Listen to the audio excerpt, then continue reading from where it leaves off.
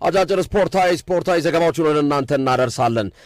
እነዚህን ስፖርታዊ ዘገባዎችም አጠር አድርገን የምንነግራችሁ ይሆናል። ሶፊ እጅ ከምን እኔ ጋር ያለው አንዱ መረጃ ሊቨርፑልን የተመለከተ ነው። ሊቨርፑል በተከላካይ መስመር ችግር እየታመሰ ነው የሚገኘው።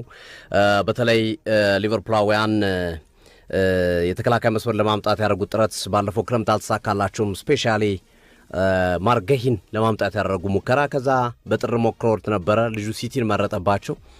አሁን በክረምቱ አንድ ተከላካይን ለማምጣት እየሰሩ ነው ያሉት። ሚኪ ቫን ደ ቬንን ከቶተናም ለማምጣት ነው እየሰሩ ያሉት። የቀድሞ የወልፍስበርግ ተከላካይ ሆላንዳዊ ተጫዋች ሚኪ ቫን ደ ቬን አሁን ላይ ትክክለኛው አማራጭ ነው ብለው ያስባሉ። ኢብራሂማ ኮናቴ በአመቱ መጨረሻ ወደ ሪያል ማድሪድ ወይም ወደ ሌላ ክለብ ሊሄድ ይችላል። እስካሁን አዲስ ኮንትራቱን አልፈረመም።